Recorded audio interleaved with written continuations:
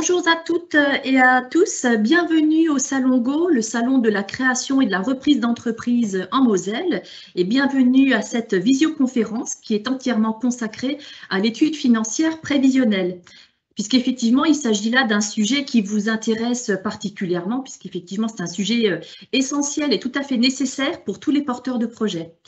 Puisque cette étude financière prévisionnelle que nous allons détailler ensemble aujourd'hui est comme l'étude de marché, comme une étude de marché, un outil véritablement d'aide à la décision qui est tout à fait indispensable pour permettre de valider la faisabilité financière d'un projet. Alors cette étude, en fait, elle va vous permettre de faire un certain nombre de choses. Elle va vous permettre bien sûr d'évaluer le coût prévisionnel d'un projet.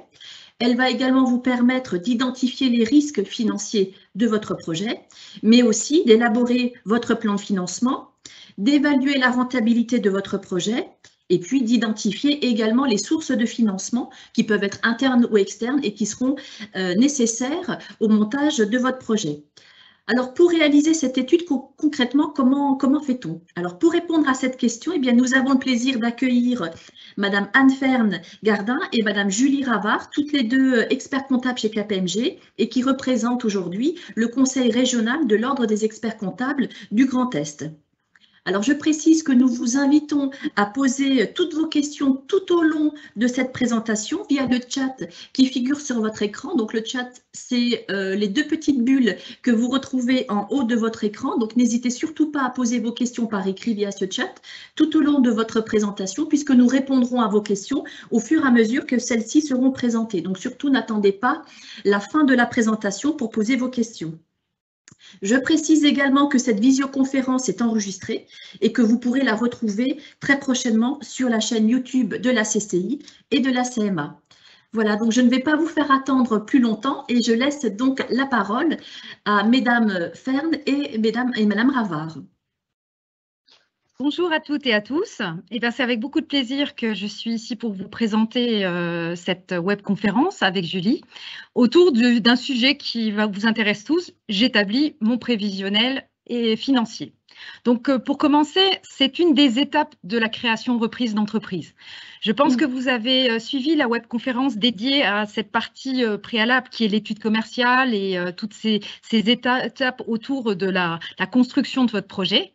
Moi, je vais vous parler de cette étape qu'on appelle l'approche financière, qui est généralement le préalable à l'étape 6 et 7 que vous voyez sur cette fresque, à savoir la recherche de financement et ensuite la réalisation et la concrétisation de votre projet.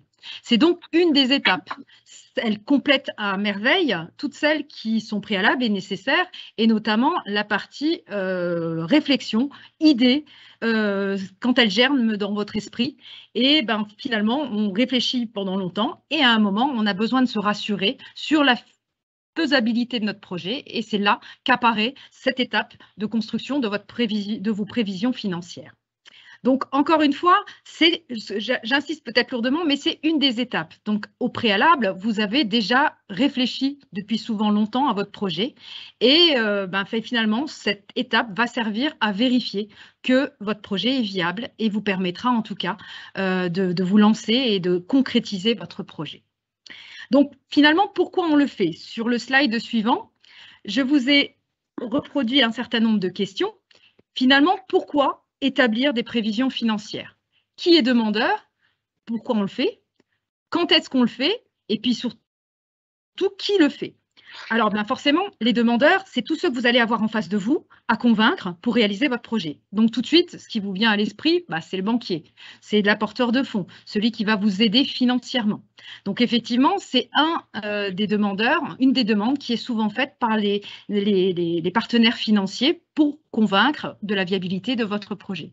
Mais avant tout, c'est aussi pour vous, parce que c'est vous aussi qui avez besoin d'être rassuré sur votre projet, sur sa faisabilité, et puis surtout sur finalement l'intégralité des coûts que vous allez devoir engager pour pouvoir réaliser ce projet.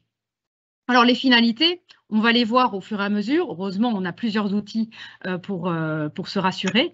Mais en tout cas, les finalités, c'est avant tout vous convaincre de la viabilité de votre projet, convaincre vos interlocuteurs. Qui va l'établir? Vous en premier, puisque c'est vous qui allez arrêter les hypothèses, qui allez réfléchir finalement aux moyens à activer pour pouvoir le réaliser. Et à quel moment? Eh bien, à partir du moment où, ça y est, vous êtes prêt à vous lancer, que vous avez fait ces études préalables, donc les études de marché, les réflexions autour de la stratégie commerciale ou autour de votre volonté, en tout cas, de vous lancer. Et puis, la partie aussi juridique. Donc, c'est cette étape quand vous êtes, ça y est, prêt et qu'il faut maintenant mettre en forme des chiffres pour pouvoir se convaincre. Et heureusement, en fait, vous allez voir qu'on a plusieurs outils techniques qui, des fois, on porte des noms barbares, hein, plan de financement, prévisionnel d'activité, plan de trésorerie. Mais au final, c'est juste de la logique. C'est la transcription ordonnée des hypothèses que vous avez dans la tête. Et donc, on va avoir, en tout cas, cette webconférence est là pour vous montrer finalement la méthodologie qu'on vous propose pour pouvoir réaliser cet exercice. Donc, Julie, je te passe la parole pour cette partie, première étape. Merci Anne. Bonjour à toutes et à tous. Je suis vraiment ravie d'être parmi vous aujourd'hui pour vous présenter et vous accompagner sur l'établissement de votre budget prévisionnel. La première étape, recenser les moyens nécessaires. Déjà, on va recenser les moyens humains nécessaires à l'activité. C'est quoi? C'est revoir les effectifs nécessaires, la qualification, l'expérience des salariés que vous allez embaucher, mais pas que. Le temps de travail, est-ce qu'on aura besoin de plusieurs temps partiels, des temps complets, le type de contrat, CDI, CDD, et pourquoi pas commencer aussi avec du personnel intérimaire. On peut avoir également recours à de l'apprentissage, on pourra bénéficier à des aides. Il va falloir en fait chiffrer et évaluer tous ces besoins humains tout au long de la vie de l'entreprise et dès le début de votre activité. En première année, mais pas que, il peut y avoir une montée en puissance. On va commencer avec un salarié, 2 salariés, au bout de 6 mois, un troisième, et encore se projeter. C'est vraiment un exercice de projection sur les années suivantes, l'année 2, l'année 3. Une fois qu'on a calibré ces moyens humains, on va s'intéresser aux moyens matériels. Il s'agit des investissements qui sont nécessaires à l'activité. Déjà, la première chose, c'est trouver un local, un atelier, un lieu dans lequel vous allez établir votre activité.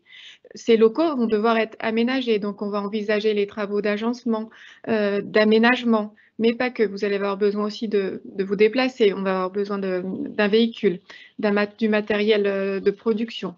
Et dans une activité qui se digitalise de plus en plus, on va avoir aussi besoin de solutions digitales, de logiciels de gestion commerciale, de publicité. Donc tous ces moyens-là seront à encoder dans ce qu'on appelle les immobilisations.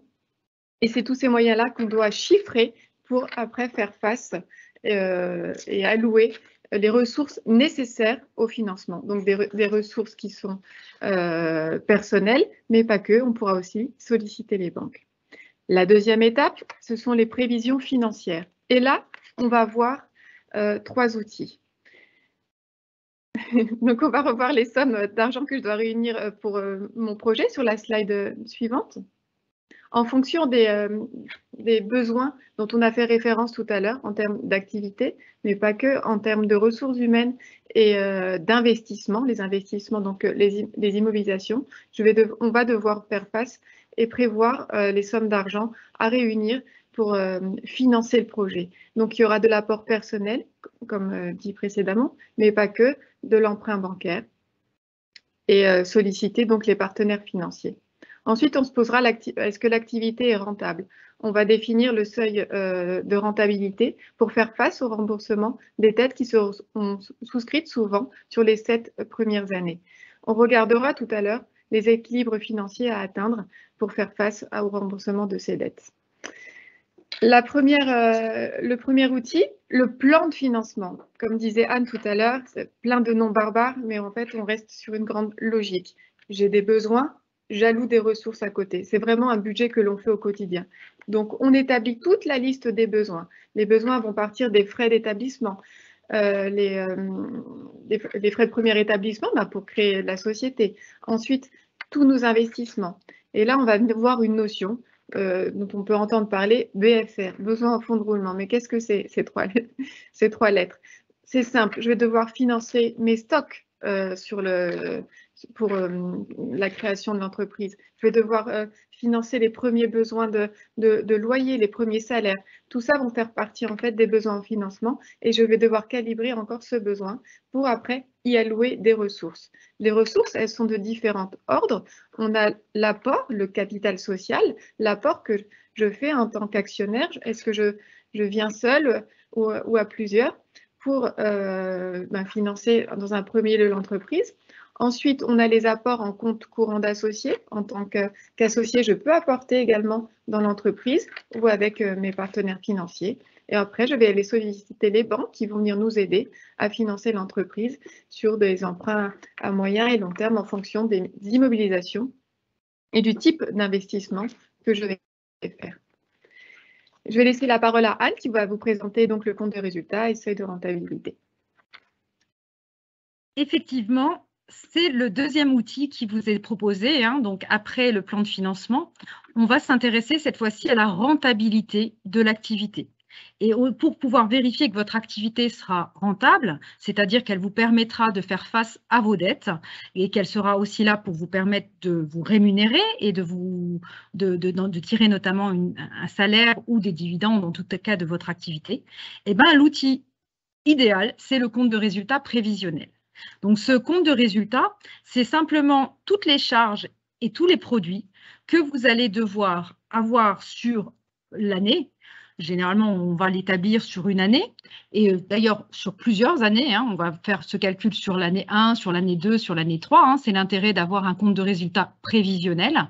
Et donc, on va essayer de mesurer finalement l'intégralité des charges qu'on va avoir sur la période et en face, l'intégralité des produits qu'on espère pouvoir tirer de notre activité. Donc, on va regarder ensuite sur les slides suivants le détail de ces charges et des produits. Mais là, vous est représenté en tout cas sur l'écran le document de synthèse qu'il faudra être en mesure de faire. Donc, d'un côté, les charges, toutes les dépenses que vous allez avoir sur l'année, en lien avec l'opération de chiffrage que Julie vous a présenté tout à l'heure. Et ensuite, en face, les produits, ceux que vous espérez pouvoir tirer de votre activité. Donc, cela, je dirais, en lien avec l'étude commerciale que vous avez fait au préalable pour vérifier que votre projet vous permet bien d'avoir un niveau d'activité suffisant pour pouvoir atteindre votre objectif de création d'entreprise. Donc, ces différentes charges, sur le slide suivant, j'ai commencé à vous lister en tout cas les deux chapitres, à savoir d'un côté recenser les dépenses de l'entreprise et l'autre évaluer les recettes prévisionnelles. Et là, on parlera de produits. Donc, charges et produits, c'est des dénominations comptables. On va avoir souvent tendance à raisonner en dépenses-recettes. La différence, c'est souvent ce fameux besoin en fonds de roulement que Julie a commencé à vous expliquer. Entre le moment où on dépense et le moment où on paye, on encaisse ses recettes, forcément, on peut avoir des décalages.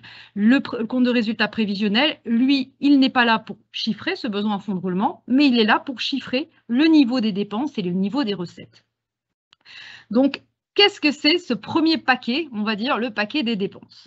Donc, sur le slide suivant, on a commencé à vous les lister. Alors, on vous a mis les plus connus, mais bien entendu, elles vont être regroupées en grands postes.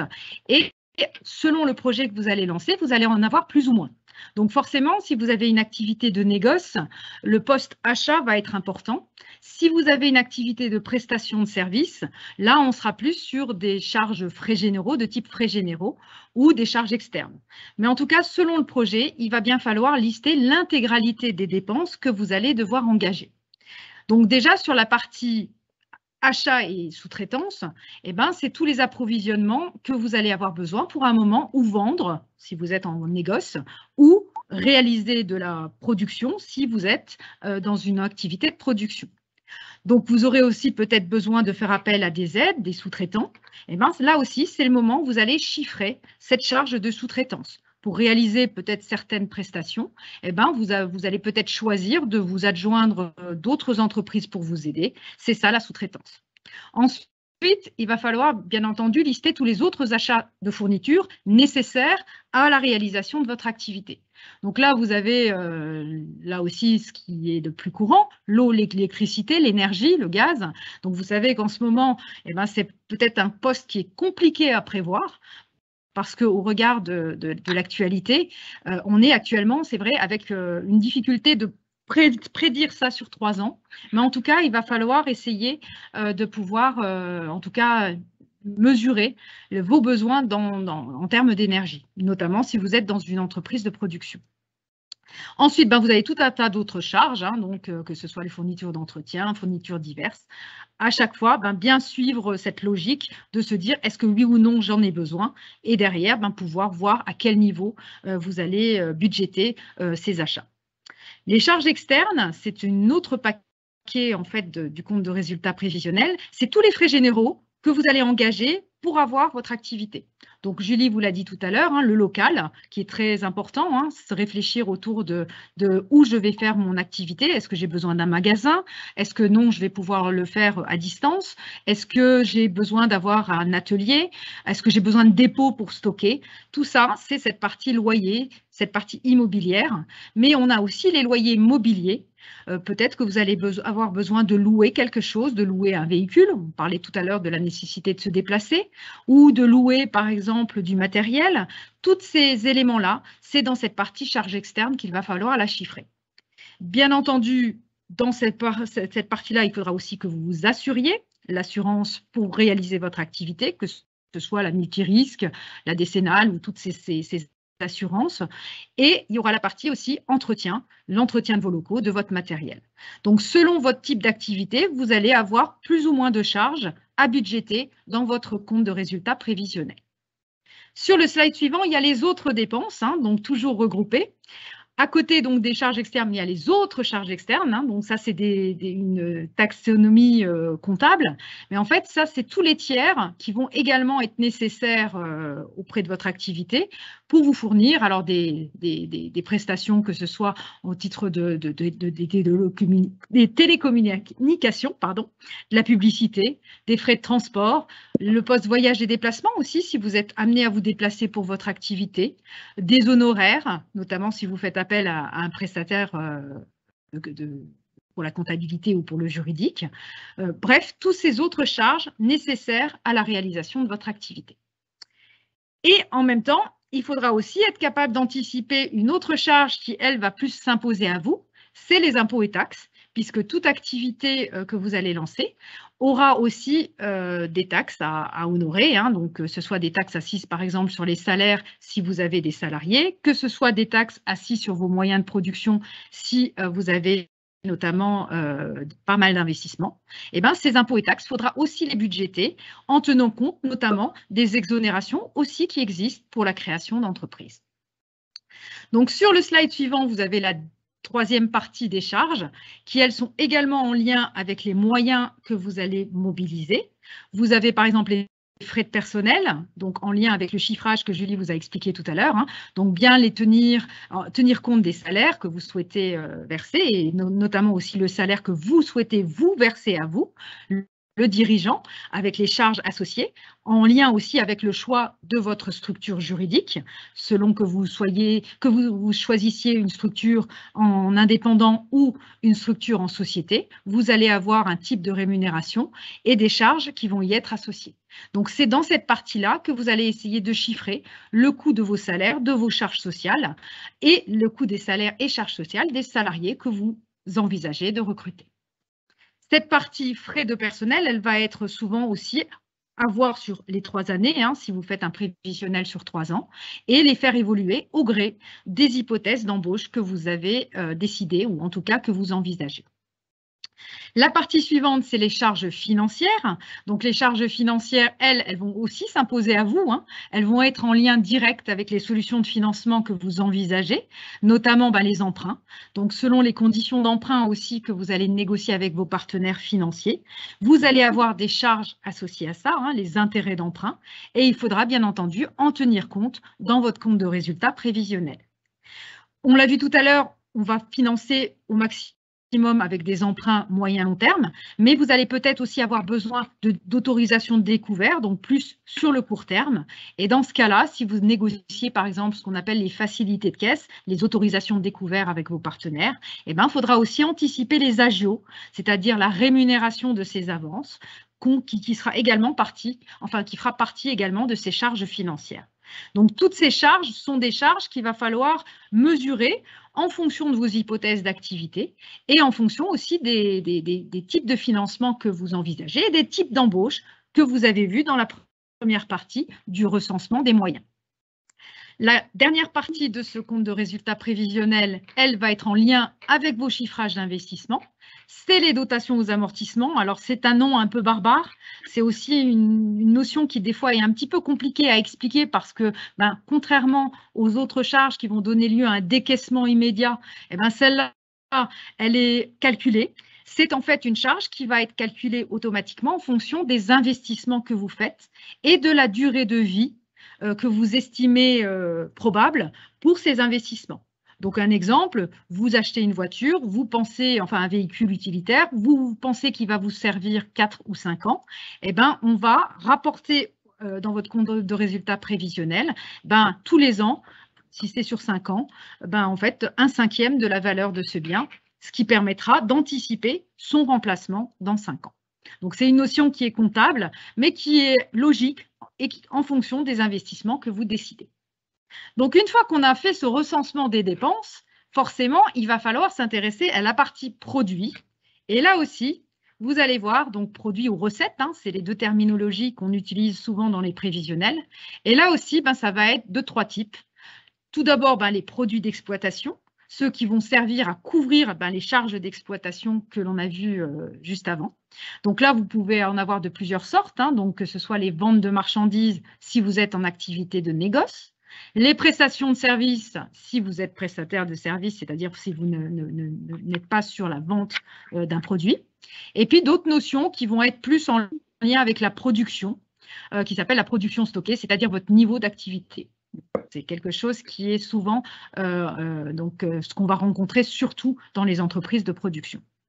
À côté de ça, vous voyez qu'il y a un 4e petit onglet qui s'appelle les subventions et aides diverses. Donc ça aussi, c'est important lorsque l'on fait son compte de résultats prévisionnels. On a, en qualité de créateur d'entreprise, parfois accès à des aides. Donc que ce soit des aides à l'embauche, par exemple. Donc par exemple, Julie l'a dit tout à l'heure, mais si vous choisissez des alternants ou des apprentis, à un moment, vous aurez la possibilité d'avoir les aides d'apprentissage.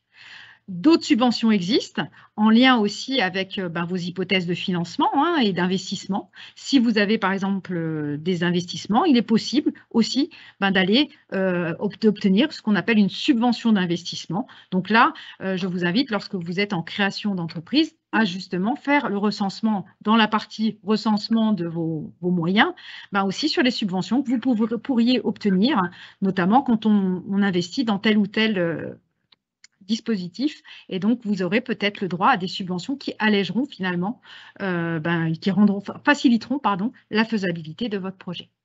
Ensuite, partie produits, nous avons aussi les produits annexes, donc les produits financiers. Si vous avez la chance d'avoir tout de suite une activité qui marche bien, peut-être que vous allez réussir à faire un petit peu de placement et avoir des intérêts. Bon, on ne va pas se le cacher, dans les premières années, ce n'est pas trop ce sujet-là.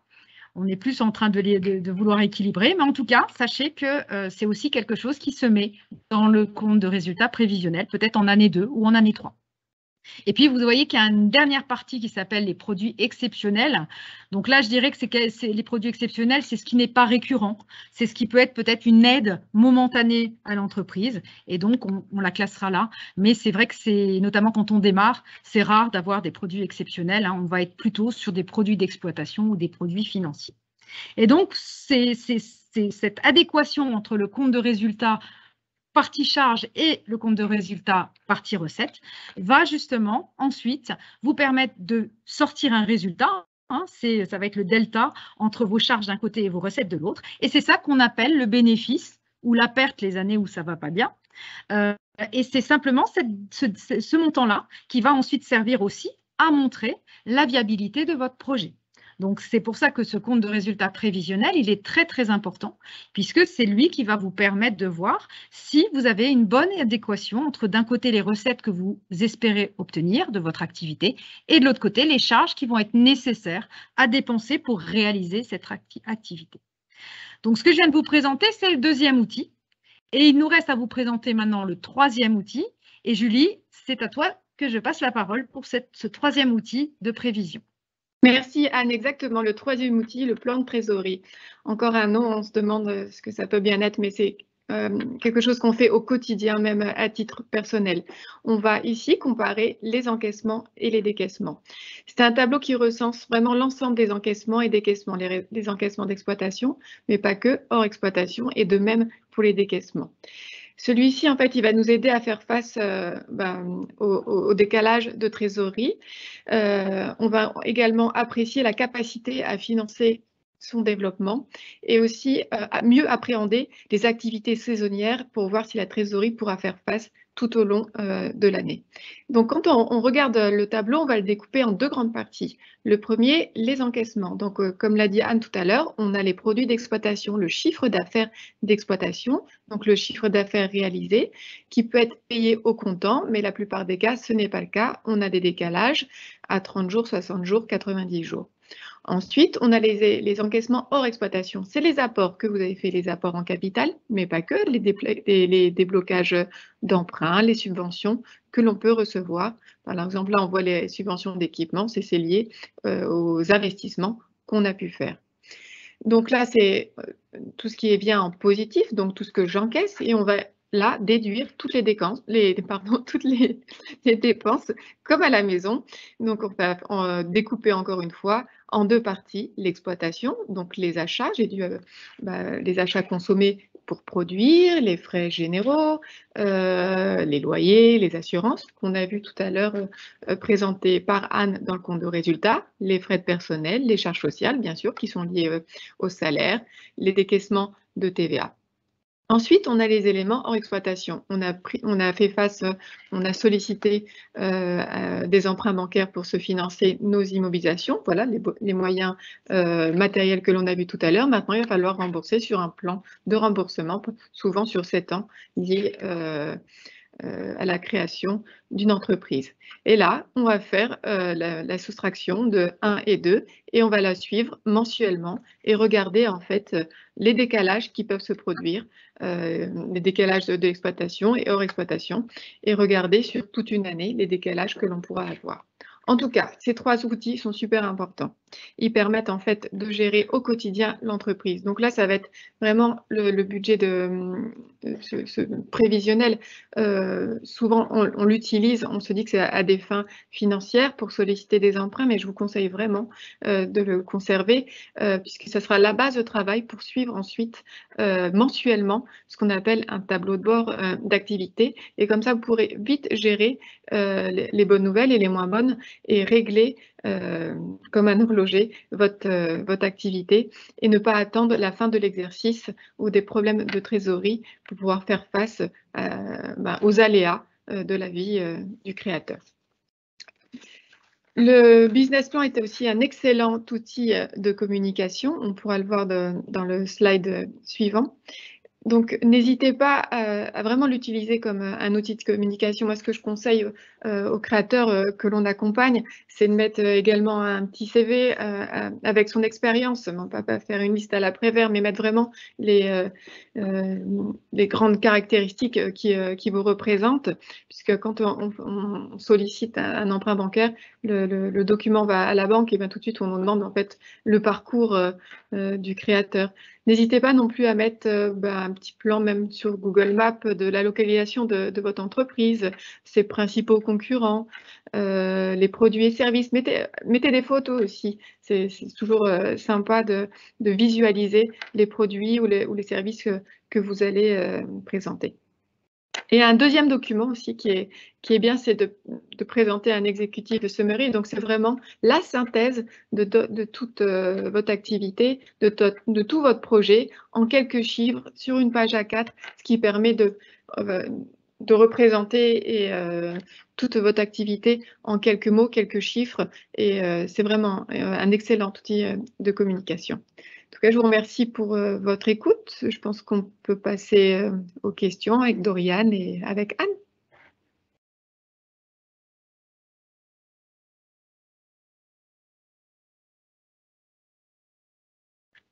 Merci beaucoup Anne, merci beaucoup Julie pour toutes ces explications qui ont été parfaitement claires et qui effectivement suscite un certain nombre de questions.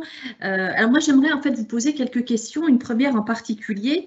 On a vu à travers votre présentation que l'étude financière prévisionnelle, en fait, ça s'inscrit dans un parcours global. Et est-ce que vous pourriez nous préciser à partir de quand, au sein de ce parcours, eh bien, il faut réaliser l'étude financière prévisionnelle? Je pense que c'est important effectivement pour les personnes qui nous écoutent, qui sont avec nous aujourd'hui. À quel moment faut-il la faire? Il ne faut pas la faire trop tôt, il ne faut pas la faire trop tard. Voilà, est-ce que vous pouvez nous donner quelques repères? Dorian, Ouais. Oui, je vais prendre la question. Dorian, je pense qu'en fait, déjà, il faut faire toute l'étude de marché et recenser tous les besoins humains, besoins matériels, notre capacité aussi financière, donc la faire vraiment postérieurement à l'étude de marché. Et ce document est vraiment important. Et puis là, on parle du budget prévisionnel pour la création, mais tous les ans, je vous invite aussi à faire un budget pour recenser. C'est le moment où on se pose et où on réfléchit sur notre activité. Et ce budget aussi est utilisé, comme je le disais précédemment, après pour suivre l'activité, monitorer mensuellement votre activité. Donc, on est toujours en train et voilà, il faut vraiment prendre le temps de se caler et de décrire tous nos besoins et après comment on va l'articuler avec les ressources qu'on pourra allouer seul, avec des associés, avec des partenaires financiers. Alors peut-être une toute petite question complémentaire par rapport à vos propos. Est-ce que vous pouvez un peu nous donner une indication en fait du temps que ça prend pour réaliser une étude financière prévisionnelle à peu près, hein, pour donner une petite indication aux personnes qui nous écoutent? Si on a un travail vraiment exhaustif sur la recherche des besoins, ça découle assez rapidement. Je pense que quand on voit des créateurs, on le fait nous sur 2 ou 3 séances de 3-4 heures et on échange, on se challenge. Donc ne pas le faire seul non plus. Je pense pas rester seul pour faire ce travail-là, mais se faire challenger par vous, être accompagné par un expert comptable, par la CMA, la CCI, et échanger et réfléchir ensemble. Voilà, moi je pense que 3 sessions de 3-4 heures peuvent déjà nous permettre d'avancer sur un travail de qualité. Et effectivement, comme vous l'avez dit, surtout de ne pas rester seul, se faire accompagner pour faire ce travail, c'est effectivement extrêmement important. Autre question qui me vient à l'esprit, on a parlé d'un certain nombre de supports, on a parlé en fait du plan de financement, du compte de résultat prévisionnel, on a parlé aussi de trésorerie. Concernant justement ce plan de trésorerie, est-ce que c'est un document en fait que vous conseillez de manière systématique dans toutes les études financières prévisionnelles? Comment vous appréhendez un petit peu les choses? Est-ce que c'est un document pour vous qui est vraiment indispensable et qui doit être systématique? Ou est-ce qu'il peut être parfois réalisé de manière optionnelle selon les secteurs d'activité que vous pouvez être amené à rencontrer et à accompagner? Voilà, peut-être Anne, ouais. Oui. Je prends la question si vous voulez, il n'y a pas de problème. Écoutez, ce prévisionnel, c'est très important. Le prévisionnel de trésorerie, il est très important. Il fait partie intégrante des prévisions financières parce que, comme on l'a dit tout à l'heure, entre le moment où vous allez acheter quelque chose, par exemple, et le moment où vous allez rentrer vos premières recettes, il va y avoir du décalage, cette fameuse notion de besoin en fonds de roulement que Julie vous a expliqué tout à l'heure. Effectivement, il faut tenir compte de ces décalage qui existe entre le moment où je suis obligée de dépenser pour lancer mon activité et le moment où finalement je suis en mesure de rentrer de l'argent effectivement. Donc, c'est-à-dire, il faut aussi parler des délais de paiement, souvent qu'on va consentir à nos clients, notamment quand on est dans des activités avec non pas des particuliers, mais des entreprises en face de nous. Entre le moment où vous allez éditer votre facture pour vous faire payer que votre prestation est faite et le moment où vous aurez effectivement l'argent sur le compte, il peut y avoir du décalage. Et donc, ce plan de trésorerie, il sert à ça. Il sert à anticiper les éventuels besoins de trésorerie à court terme que vous pouvez avoir du seul fait que votre activité, elle n'est pas forcément linéaire. Julie a parlé tout à l'heure aussi de saisonnalité. Selon l'activité que vous allez avoir, vous allez avoir des décalages aussi peut-être liés au fait que vous vendez peut-être plus l'été. Et donc, après, derrière, il y a peut-être des périodes plus creuses. Et donc, il faut tenir avec vos charges fixes pendant ces périodes plus creuses. Donc, le prévisionnel de trésorerie, il sert à ça. Il sert à poser, bien entendu, au départ, aussi les investissements, hein, l'adéquation entre ce que vous voulez investir et l'argent qui arrive, que vous avez réussi à mobiliser auprès de prestataires, et donc financiers, hein, donc que ce soit les banques ou vos autres actionnaires si vous vous associez avec d'autres personnes. Mais après, ça sert aussi à mesurer que votre trésorerie, elle est toujours, elle est suffisante pour faire face à vos différentes échéances. Donc c'est très très important parce que ça vous permet, ce prévisionnel, de pouvoir anticiper les difficultés. Notamment les difficultés, ça pourra arriver au cours d'une activité, et le banquier, lui, ce qu'il aime bien, c'est être prévenu avant. Donc, un banquier qui va être conscient que vous risquez d'avoir une petite difficulté à un moment, tel mois ou tel mois, du fait de votre saisonnalité, il pourra mettre en place des autorisations de découvert qui permettra justement de couvrir ces éléments-là. Donc, c'est pour ça que le plan de trésorerie, nous, on le recommande vraiment comme quelque chose de central. Ensuite, pour prouver la viabilité de votre projet, parce que derrière, il est là pour vous dire, tel mois, je vais peut-être avoir un petit creux de trésorerie, mais c'est pas grave, parce que peut-être 1 mois ou 2 mois après, j'aurai largement ce qu'il faut pour faire face à mes échéances. Et ça permet de se rassurer, et puis ensuite, derrière aussi, de prévenir nos partenaires que notre trésorerie, elle n'est pas toujours égale, en fait. C'est vraiment très intéressant parce qu'on comprend bien à travers vos propos que l'objectif en fait de cette étude, c'est vraiment de sécuriser les projets, hein. L'idée, c'est vraiment d'anticiper toutes les situations qui peuvent venir, c'est travailler sur différentes hypothèses. On est vraiment dans cette logique-là, à travers notamment le plan de trésorerie que vous venez de rappeler. Et toujours dans cette logique-là, il y a également en fait le seuil de rentabilité. Et on imagine que tous les porteurs de projets qui se lancent dans un projet de création ou de reprise doivent absolument connaître le seuil de rentabilité de leur entreprise. Est-ce que vous pouvez nous en dire un petit peu plus sur cette notion et préciser peut-être pour les personnes qui nous écoutent de quoi il s'agit? Alors, je prends aussi la question, du coup, comme c'est moi qui ai fait la partie justement sur le prévisionnel d'activité. Donc, ce seuil de rentabilité, il est bien en lien avec, cette fois-ci, l'activité de votre structure. Donc là, on ne va pas du tout parler cette fois-ci de la trésorerie et des décalages de trésorerie, mais vraiment du niveau d'activité. Donc, qu'on a mesuré au travers du compte de résultats prévisionnels, c'est-à-dire tout à l'heure, je vous ai dit, d'un côté, vous allez avoir les charges, de l'autre côté, vous allez avoir les produits. En fait, le seuil de rentabilité, c'est le niveau d'activité, c'est-à-dire le niveau de produit minimum pour me permettre de faire face à toutes mes dépenses. Et donc, entre guillemets, c'est le niveau 0 de mon activité. Donc, en gros, j'ai besoin de tant de chiffre d'affaires pour pouvoir faire face à toutes mes dépenses. Donc, c'est en lien vraiment avec ce niveau d'activité minimum que vous allez devoir réaliser, alors toujours en intégrant les charges fixes. Donc, cette notion de charge fixe, c'est les charges que vous avez même avec 0 de chiffre d'affaires, et les charges variables qui, elles, vont être en lien direct avec votre activité. Si vous êtes en négoce, plus vous allez vendre, plus il faudra que vous achetiez. Ça, c'est voilà, il faut que vous ayez de la marchandise à vendre. Donc tout ça, ce seuil de rentabilité, au final, c'est un exercice aussi qu'on pratique souvent, hein, c'est-à-dire à un moment de se dire, OK, voilà mes prévisions, mais finalement, quel est le niveau minimum qu'il faut que je fasse si je n'atteins pas mes prévisions pour au moins couvrir mes charges. Et c'est ça, cette notion de seuil de rentabilité. C'est pour ça qu'on invite toujours les créateurs à réfléchir à ce niveau minimum d'activité, c'est-à-dire celui qui permet de ne pas perdre d'argent et de pouvoir faire face à ces échéances et pouvoir quelque part couvrir tous ces coûts fixes. Très bien, merci beaucoup Anne pour ces précisions extrêmement intéressantes. Donc là, nous arrivons effectivement au terme de cette visioconférence. Encore un grand merci à Julie Ravard et à Anne Ferne, donc qui représentent l'Ordre des experts comptables pour vos interventions, pour toutes vos explications qui étaient parfaitement claires. Je remercie également toutes les personnes qui sont avec nous en ligne sur cette visioconférence dédiée donc à l'étude financière prévisionnelle. Et puis surtout, je vous rappelle que le Salon Go ne fait que commencer. Donc n'hésitez surtout pas à participer à d'autres visioconférences qui sont programmées jusqu'à la fin de cette semaine.